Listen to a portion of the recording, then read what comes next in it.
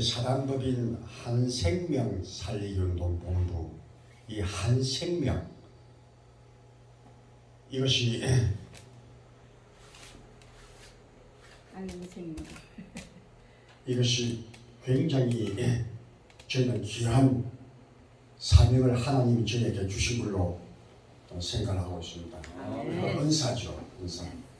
성령님이 그런 은사를 주신 걸로 저희는 생각을 하고 있는데, 그 한 생명을 어느 한 생명이냐, 여러분 잘 아시고 계실 겁니다. 여러 채널을 통해서 이야기 들었을 텐데, 김일성이가 죽은 해가 1994년 7월 달입니다. 김일성이가 죽고 난 뒤에 그때까지 쭉 북한 주민들에게 배급을 주던 제도가 완전히 수도이 되어버렸어요. 지금까지는 배급을 받고 북한 주민들, 그 당시 2200만 주민들이 먹고 살았는데, 배급을 받지 못하니까 먹고 살 길이 없어지는 거예요. 그래서 살기 위해서 들에 나가서 풀을 뜯어먹고 산에 올라가서 풀풀이 나무를 캐서 먹고 하면서 목숨을 연명해 갔는데, 그것도 어느 시점 지나니까 그것도 풀 캘 것이 없는 거예요. 그러다 보니까 1994년도부터 97년도 5년, 6년, 7년 한 3년 동안에, 물론 북한에서는 고난의 행군 기간입니다. 고난의 행군 기간 동안에 300만 명이란 어마어마한 사람들이 죽어가더군요.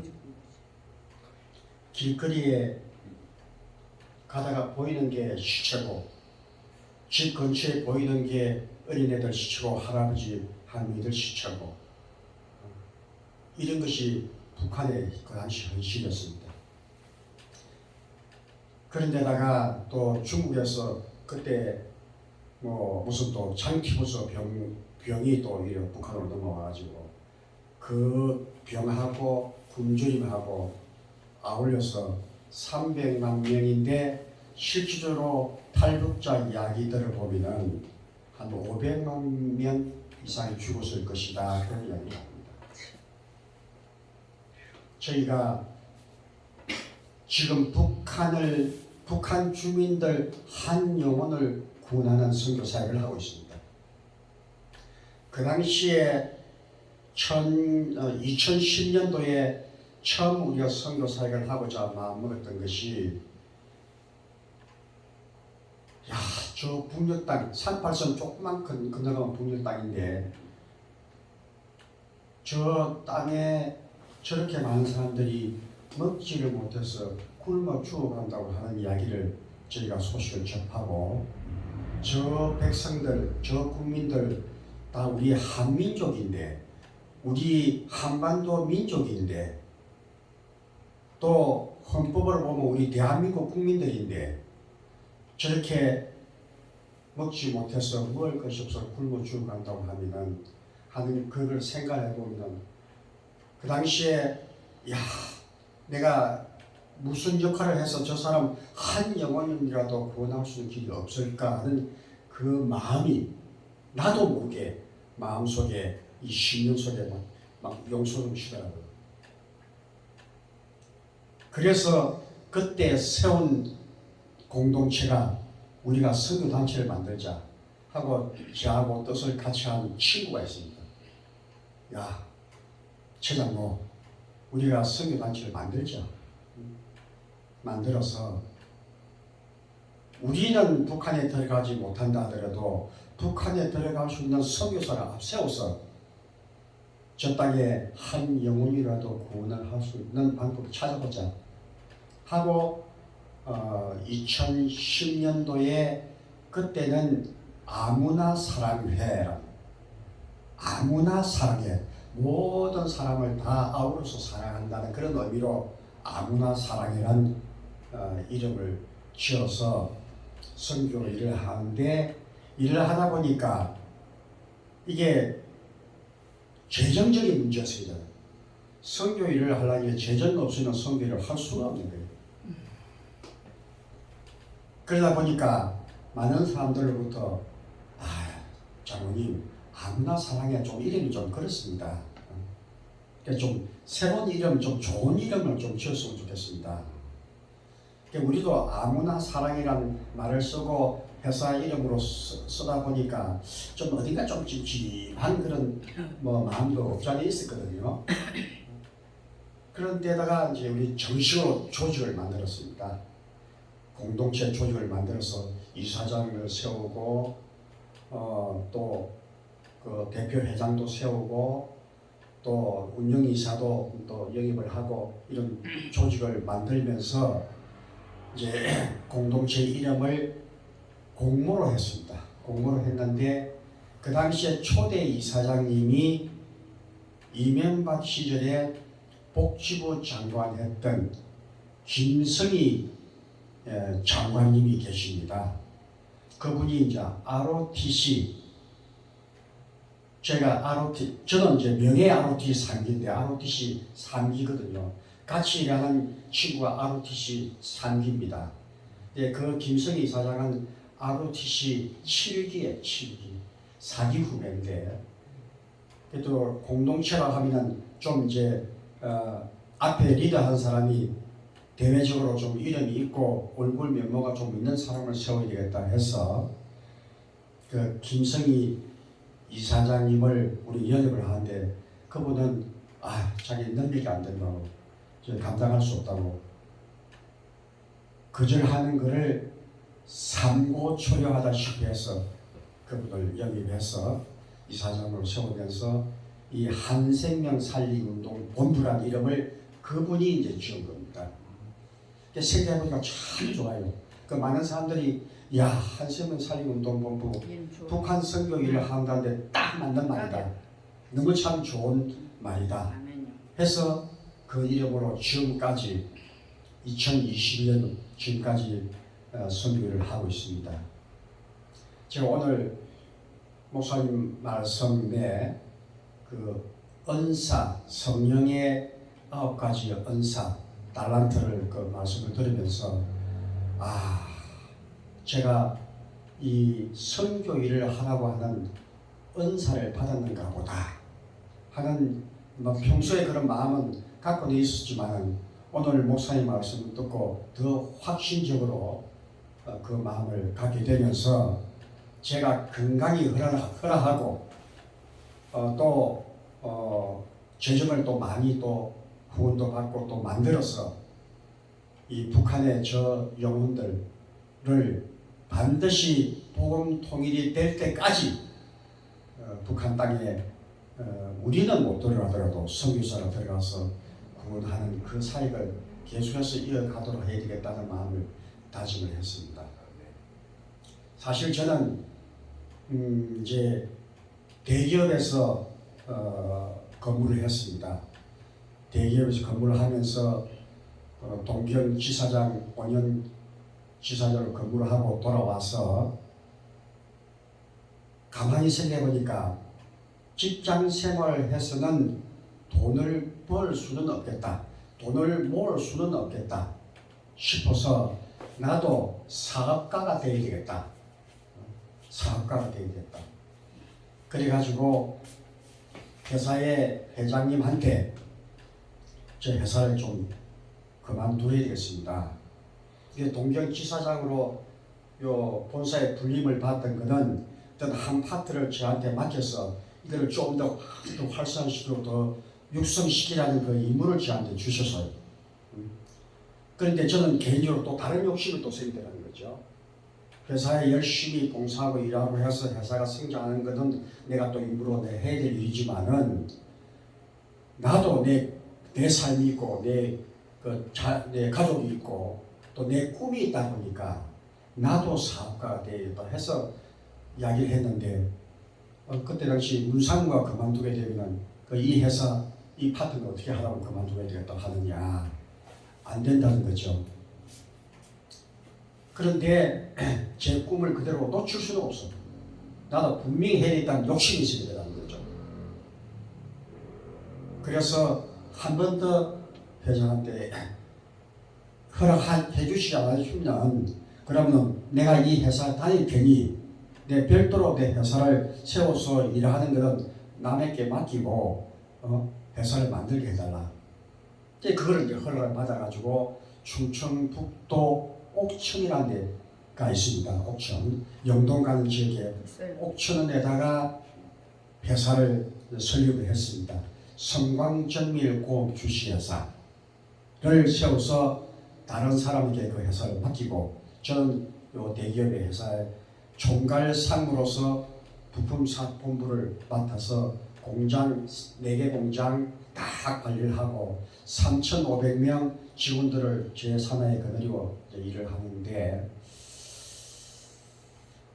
일을 맡기다 보니까 그 친구가 제대로 이제 학교 교사로 있던 친구를 내려와서 회사를 맡겨놓으니까 젊은 나이에 조금 우쭐하는 그런 기분도 있고 내가 사장이라는 기분이 있고 또 조그만 시골이다 보니까 그게 소방관 뭐 파출소 이 소장들이 서로 이제 어울리죠. 그래서 사장들 어울리다 보니까 뭐 회사 공금으로 많은 걸 그냥 지원을 해주는 겁니다.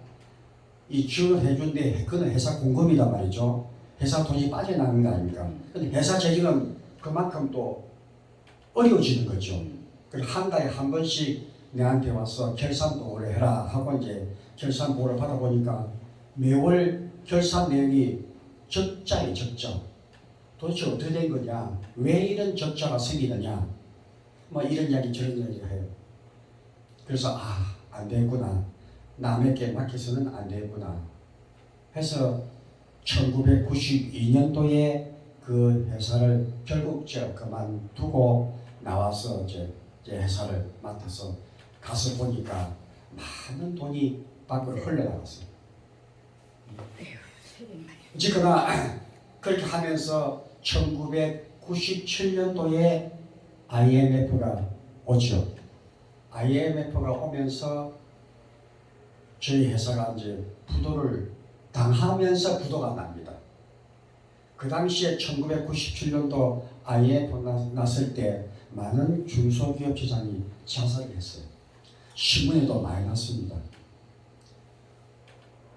그 회사가 부도가 나니까 그런 마음이 생기더라고요. 지금 50대 그때 당시 50대 후반이었는데 이 나이에 이 회사를 잃고 내가 지금 뭘 하고 살까? 내가 다음 뭘 해야 내 가족을 거느리고 어떻게 살까 하는 생각이 들으니까 모르겠다. 나도 죽자 하는 생각이 막 들던 순간적으로 그러면서 제주도 서귀포시에다가 제가 이제 60살 되면은 저 회사를 전문 경영에게 맡기고 내 3가지 꿈만 이룰 수 있는 돈만 이제 내가 받아서 그 꿈을 이루 나가면서 제주도에 가서 좀 조용히 살아보리라고 해서 제주도 집을 하나 사는 게 있거든요. 거기 가서 죽으려고 가서 매일 밤에 이제 서귀포 앞바다 요 죽는 방법이 문제. 뭐 지약을 사서 먹느냐, 죽냐, 아니면 아까 그 영상 봤죠? 절벽에서 그 밧줄이 떨어져서 죽는 거. 서귀포 그 바다에 가서 절벽에서 떨어져서 죽자. 그래가지고 매일 이제 저녁 시간에 그 낭떠러지 위에 올라가서 조용조용 바닷물을 보면서 오늘 밤은 반드시 이제 죽는다 하고 가서 있는데 또 못 죽고 온 것이 14일째 저녁에 오늘은 마지막이다. 반드시 오늘 죽는다 하고 갔는데 이 하나님의 음성이 들립니다. 너가 왜 죽으려고 하느냐? 네가 해야 될 일이 있는데 내가 너한테 시켜야 될 일이 있는데 네가 왜 죽으려고 그러냐? 그리고 너 가족들은 어떻게 할 거냐? 너 마누라, 너 자식들은 어떻게 할 거냐? 하는 그런 음성이 싹 들어온 것 같아요. 막 그렇게 막 마음에 치고 와. 그러니까 그래 내가 죽으면은 내 처자식은 어떻게 되지? 이런 생각이 들면서 죽을 마음이 있고 죽을 용기가 있으면 내가 다시 한번 일어서고 다시 한번 일을 해봐야지 하는 그 마음이 딱 용서를 주고 마음속에. 그래서 다시 이제 돌아와서 집을 챙겨가지고 날이 밝자마자 요 대전, 그때 대전 지금 대전으로 왔습니다. 뭐 집은 야단났죠. 그러면서 다시 일을 시작하는데 역시 하나님 때가 있어요. 10년 동안 제가 외국에서 있었으니까 이제 오파상을 동남아시아를 그 상대로 하고 일본을 상대로 해서 오파상을 해야 되어서 회사를 만들어서 오파 일을 해보니까 안 돼요. 한국만 IMF가 아니고 동남아시아 전부 다 IMF 때문에 다 어려운 때다 보니까 될 수가 없어. 10년 지나고 난 다음에 지금 이 선교 일을 하고 있는 어떤 큰 선교 단체 회사에서 저를 많이 찾았더라고요. 도대체 문 회장 당신은 어디 가서 이렇게 소식을 그렇게 전화를 찾아도 없고 하더니 어디 갔었냐 하면서 어떻게 전화가 연결돼서 저한테 전화가 왔어요. 당장 서울로 올라오라고. 내가 꼭 당신을 만나야 될 일이 있으니까 올라오라고. 그래, 뭐 그때는 뭐 별 할 일도 없으니까 알겠습니다 하고 약속한 날 서울에 올라와서 그때 그 장소가 종로호가입니다. 종로호가 기독교 회관에 그 선교 단체가 큰 선교 단체가 있어요. 가서 봤더니 큰 사무실에 상임이사가 또 저를 기다리고 있으면서 그 회사가 북한 선교 일을 하는 선교 단체였어요. 이미 수년 전부터. 뿌리가 내렸어. 거기에 당신이 북방 선교 그 파트를 맡아가지고 북방 선교 일을 좀 같이 좀 할 수 없겠느냐.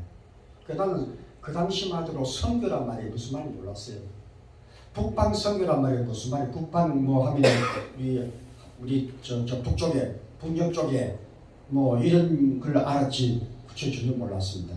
근데 나중에 알고 보니까 북방 선교는 중국 연병 또 러시아 연해주 또 몽골 아울러서 북한을 선교하는 그런 이제 북방인데 일주일 동안 이제 기간이 되니까 기도하면서 이야기를 답을 달라고. 근데 할 일도 없으니까 뭐 서울에 올라와서 일을 한번 해보자 마음이 들고 해서 이제 일을 했습니다. 그것이 지금 이제 선교 일을 하는 단초가 됐던 겁니다. 결국 1년 동안 그곳에 있으면서 북방 선교를 하는데 저하고 접촉하는 선교사님이 중국 연변에서 빵을 만드는 공장을 하고 있었는데 빵을 만들어서 북한에다가 이제 매주 공급을 해주는 그런 일을 하고 있었는데 돈이 필요해. 빵 만들다 보니까 돈이 좀 필요해서 한 7천만 원 좀 지원을 해주면 참 좋겠다는 이야기를 저한테 해서 그래요? 그 북방 선교 일을 하고 북한을 도와주는 일을 하는데 이 재정이 충분한 이 회사에서 그걸로 안 도와주겠냐고 내가 상임이사한테 말씀드리고 이사장님한테 말씀드려서 지원이 되어주도록 하겠습니다 하고 이제 약속을 하고 그 다음 날 상임이사한테 문진하기로 했더니 알았다고 하면 그 이사장님한테 보고를 해서 허락이 나면은 지원해주고 허락이 안 나면은 안 된다 이지. 결국은 허락이 안 나서 지원이 안 되게 됐어요. 그게 굉장히 제가 실망감을 받았습니다. 북한을 선교한다는 선교단체가 또 선교지에서 수고하는 목사님 그 선교지 목사님을 지원 안 해준다? 이건 좀 잘못된 거 아닌가 싶은 생각이 드니까 이런 곳에서 내가 일을 하더라도 내 할 일이 없잖아요. 선교사 지원을 못 해주고 뭐 어디 가서 내 북한 선교를 합니다고 말을 하기가 부끄러워서 어디 가서 말을 못하게 할 수 있냐고. 그래서 결실에서 나온 것이 이제 오늘날 한생명 살리운동본부를 만드는 계기가 됐던 겁니다. 그게 만드는 게 2010년도. 그리고 정식으로 요 한생명 살리운동본부로 통일부 허가를 받은 것이 2013년 6월달. 이명박 대통령 시절에는 저 금강산 관광에 박양자 총살 맞았잖아요. 관광객을 죽였잖아요. 그 뒤로 완전히 수도를 시켰거든요. 금강산 관광에서 모든 북한하고 관계를 올 수도를 시켰다 보니까 북한을 선거하는 일을 하는 것도 통일부에서 허락이 안 났습니다. 그게 통일부가 가지고 그 사단법을 좀 만들어달라고 허가를 좀 해달라고 했더니 거기 허가 지금 이 정부에서 허가 안 나니 허가 날 수 있는 방법은 이 땅에 내려와 있는 탈북자들을 도와주는 일, 그거를 정관의 내용을 변경을 해서 그걸 다시 올리십시오 그러더라고요. 정관의 그 내용을 변경해서 올렸더니 결국 박근혜 대통령이 취임하고 6월 달에 딱 그가 제일 먼저 나왔어요. 그때부터 제가 전국에 다니면서 이제 후원금을 모금을 합니다. 탈북한 여성을 앞세워 가지고 탈북한 동기 과정, 또 주님을 어떻게 만나게 됐느냐 하는 그 간증을 통해서 그 교회 가서 이제 후원자를 모집해서 우리 후원금을 만드는 그런 일을 4년간 전국에 다니면서 해서 그 모금을 했는데, 제일 제가 기억에 남는 것은 전라도 영광의 군천에서 영광 군천에서 이제 무슨 이제 행사가 있었는데 저희한테 연락이 와가지고 간정사를 좀 통해서 간정할 수 있는 그 시간을 배정할 테니 좀 하라는 겁니다. 저는 참 감사하죠. 그 군청의 여러 직원들하고 그 군 지역의 사람들이 모여서 있는 곳에 간정을 하게 됐으니까 내려가서 이제 간정을 하고 그 다음에 그날 후원자들 모집해서 신청을 받고 하는데 한 분 장로님이 더 오시더니 장로님 오늘 정말 은혜 받았다고 자기 교회에서 별도로 또 한 번 더 간정을 하고 싶으니 괜찮냐고, 오 좋다고 언제라도 연락 주십시오 하고 이제 그럼 헤어졌죠. 근데 1개월, 2개월도 아무 소식이 없어요. 근데 3개월째 되니까 연락이 왔어요. 그 영광의 새생명교회 백기현 목사님 가서 이제 간증을 했습니다. 간증하고 똑같이 제가 나가서 1분 멘트를 하고 후원자 모집을 하고 하는데 다 끝나고 모양실에서 목사님 말씀이 저희도 지금 후원을 지금 하고 있습니다. 어디에 후원하고 있느냐 했더니 어디요? 지금 월드비전 월드비전에 지금 후원을 하고 있습니다. 그래서 오늘 우리 한생명 살리운동본부 오늘 간증을 우리 교회에서 했으니 월드비전에 후원하는 것을 한생명 쪽으로 돌리겠습니다. 3개월 분기별로 이제 돈을 주는 거예요. 이제 3개월째 주일날 이제 북한 선교 행사를 해가지고 예배드리고 그 받은 헌금을 다 모아서 월드비전 다 주는 거예요.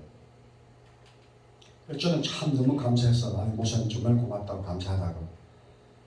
그래서 이제 3개월 후 딱 되니까 쫙 다 돈이 딱 들어오는데 많은 돈이 딱 오더라고요. 3개월마다. 근데 그게 한 1년쯤 되니까 그것이 이제 매월 10만 원씩 지금 이제 보내주더라고.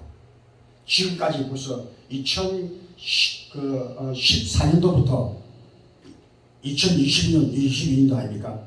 계속 그러면서 이제 목사님하고 이 관계가 되니까 우리 김영환 성교사, 북한에 들어가는 김영환 성교사님 한번 그 북한 그 선교 사역을 간전 설교를 좀 했으면 좋겠다는 그 요청을 받고 그 부산 영광교회까지 가서 간전 설교도 한 적이 있습니다. 그래서 많은 이제 교회들이 요 성남에 있는 선한목자교회 또 그 유기서 목사님 저 처음 시작할 때 그때도 2014년도입니다. 유기서 목사님 몇 번 찾아서 만나 뵙고 그 이제 시군 장로님들 몇 번 만나 뵙고 우리를 후원해달라고 가서 이제 우리 사역 내용을 좀 이제 영상으로 설명을 하고 이랬는데 유기서 목사님이 또 참 너무 귀한 사역이다 해서 그 지금까지 선한목자에서도 매월 또 후원을 하고 있습니다. 그금으로 너무 참 감사하죠. 그래서 오늘 오전 시간에 그 말씀을 듣고 한생명 살리운동본부가 반드시 요 한영혼 구원하는 이 사역은 너무나 귀중한 사역이기 때문에 지금은 재정이 좀 요 코로나로 인해서 많은 후원자가 중단이 됐습니다. 전화와 상임 장로님 좀 어려워서 후원하는 걸 중단해야 되겠습니다.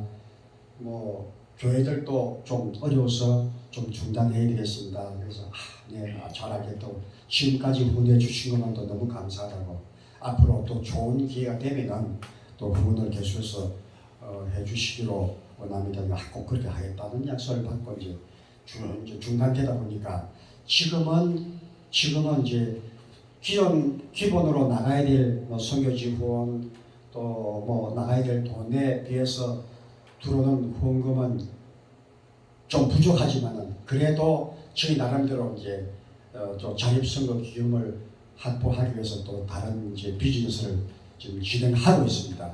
분명히 하나님이 이루어 주실 거로 믿고 저는 늘 기도드리는 것이 그겁니다.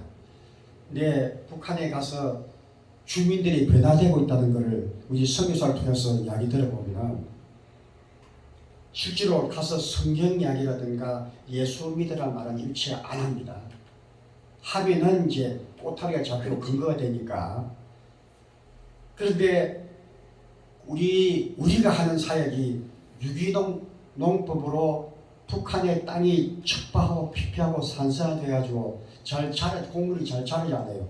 모든 땅이 다 자라지 않은 땅을 비옥한 땅으로 먼저 만들어서 작물을 심어서 훌륭한 이제 곡식을 거두게 하는 그런 농법이기 때문에 그 땅을 비옥하게 만드는 그런 만드는 법 이게 제일 중요합니다. 그런 만드는 법을 이제 북한 우리 농장이 4개 농장이 있습니다. 백한농장, 유현농장, 나선시 직영농장, 룡수농장 이렇게 7만 5천 평 땅 농장을 우리가 이제 관리를 하고 있는데 이미 거기에서 일하는 그 일꾼들은 다 그런 만드는 법도 다 배워가지고 그걸 농사로 짓다 보니까 지금 무가 11.8kg 무가 되고 배추가 이런 배추가 되고 가배추가 하나라면 되는 가배추가 되고 말이죠. 이런 걸 보니까 북한 당국자가 나와서 깜짝 놀라는 거예요. 이런 걸 여태까지 자기들 본 적이 없다는 거죠. 고추 하나가 이런 고추이고 옥수수가 이런 옥수수가 열리다 보니까 이런 그 작물이 재배되는 건 정말 신기하고 참 특이하고 너무 그러니까 이제 요 평양까지 보고가 돼가지고 평양에 그 당시에 김정일이가 살아있을 때 김정일이가 보고 싶다고 하면서 빨리 그 사람 선교사를 부르라고 할 정도로 되는데 그 해 김정일도 급사해서 또 죽은 바람에 만나지를 못했지만 지금도 다른 선교사들은 우리 북한에 지금 응유되어 있는 선교사가 6명 있습니다. 중국을 통해서 북한 주민들 복음 전하겠다고 하는 사람들 끌려간 사람 등등 해서 지금 북한에 지금 업무대가 있는 선교사 6명이나 되는데 우리 선교사는 북한에 가면은 어서 오십시오. 일체 정치적인 이야기, 그 다음에 종교적인 이야기는 하지 않고 농사만 지어서 주민들이 먹고 사는데 더 엄청 수확을 거두니까 다른 도, 자강도, 양강도, 한경 남북도, 평양 남북도, 강원 북도 다른 도에도 똑같이 시범 농장을 줄 테니 이 농법을 좀 지도해 달라고 이렇게 요청을 받는 걸 저희가 못한다고 했습니다. 똑같은 아주 연약한 조그만 단체가 그가 지원해 줄 수 있는 재정이 없기 때문에 못한다고 지금 하고 있는 요구만 하자를. 또 선교사님도 자기 혼자 또 감당 못하기 때문에 자기도 그렇게 감당할 수 없으니까 못하고 지금은 이제 코로나 때문에 일체 들어가지 못합니다. 2년째 저 땅에 들어가지 못하고 있는데 그 관련자하고 서로 연락은 지금 되고 있다고 합니다. 그래서 지금은 또 요청하는 것이 나무 노무, 나무 산이 헐벗고 또 이 나무가 너무 없다 보니까 또 김정은이가 나무 심기 운동을 하는데 남쪽에서 나무 묘목을 주내주시면 좋겠다. 저희들 할 때까지도 그 요청이 들어와서 나무 묘목을 그냥 한국에서 가져간 게 아니고 우리 러시아 연해주에 극동선교센터가 있습니다. 저희 극동선교센터가 있는데 그 땅이 12,000평 땅이 있어요. 거기다가 묘목을 심었습니다. 심으면은 그 연해주 그쪽까지 우리 하롤인데 그 핫산을 통해서 기차가 다닙니다. 북한하고 러시아까지 쭉 기차 다니니까 자 너희들이 가져가라. 우리 심어서 나무 묘목을 이제 빼낼 때 당신네들이 와서 가져가는 걸로 해서 지금 심고 있는데 지금 굉장히 자랐어요. 이런 이제 사역을 하고 있는데 오늘 말씀을 듣고 제가 생각난 것이 창세기 12장 1절에 보면은 하나님께서 아브라함을 부르실 때 이르신 말씀이 있습니다. 하나님께서 75세 나이의 아브라함을 불러서 이르시기를 본토 친척 아비 집을 떠나 내가 너에게 지시한 땅으로 가라고 이르렀습니다. 아브라함은 이 말씀에 순종해서 떠나갑니다. 떠나가라는 말은 우리 목사님 잘 아시겠지만은 네 가지의 뜻이 있습니다. 네 가지의 뜻이. 그 첫 번째 뜻이 결단하여 가라. 결단하여 가라. 의 의미가 됩니다. 신앙의 세계는 결단의 세계입니다. 결단의 세계. 선택의 세계.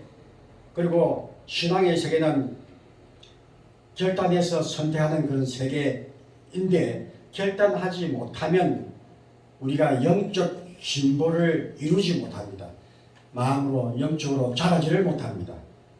결단을 하려면 이전에 우리가 누렸던 모든 걸 다 버려야 됩니다. 내 모든 걸 다 버려서 결단해서 오직 주님만 바라보고 또 주님 말씀 중심으로 살아가는 그런 목표를 가지고 가야만이 결단하면서 나아가는 그런 의미가 이루어지게 됩니다. 두 번째는 스스로 가라는 뜻이 또 포함되어 있습니다. 누군가의 권고나 강요에 의해서가 아니고 자기 자신의 선택을 따라 스스로 가야 됩니다. 믿음이란 것은 내 스스로 내가 결정해서 내가 해야 됩니다. 물론 전도에서 오면은 하나님 말씀이 정말 이렇게 내 마음은 나를 변화시키고 하나님의 그 말씀의 그 천국의 소망이 이런 소망의 그림을 그리면서 내 스스로 믿음 생활을 충실해서 가야지 잘못 이곳저곳 바라다 보면은 이단에게 쏠리고 갑니다. 세 번째가 본질로 가라는 말씀도 포함되어 있습니다. 신앙의 세계는 본질의 세계입니다. 그러나 우리들은 너무나 비본질적인 일들에 매여 살아가고 있습니다. 그래서 분주하고 산만합니다. 우리 삶 자체가 본질적으로 살지 못하고 비본질로 살다 보면 우리 삶이 산만해지게 됩니다. 바쁘게 움직이지만 이루는 것은 별로 없습니다. 그래서 본질을 추구하는 사람들이 목표에 이르게 되고 행복을 누릴 수가 있습니다. 오늘 우리 요 셀라 성교교회 우리 새 성도님들이 제 전부도 받고 이렇게 보는데 너무 참 감사해요. 열심히 목사님 말씀 순종하면서 말씀 듣고 내가 내 본질로 내가 믿음 생활 굳건히 해 나가면 반드시 여러분들에게 복이 올 것으로 확신합니다. 살아가면서 세상은 어지럽습니다. 지금 이제 앞으로 대선 후에 어느 누가 되느냐에 따라서 우리의 삶이 어떻게 변하느냐가 이제 결정이 됩니다. 누구를 선택하고 말씀할 수도 없지만은 본질에 맞는 분, 공의에 맞는 분, 정의에 맞는 분을 우리가 선별할 수 있는 지혜와 능력을 분별력을 갖고 여러분들 당당하고 아름답고 행복한 삶의 생활을 믿음처럼 해주시면 대단히 고맙겠습니다. 감사합니다.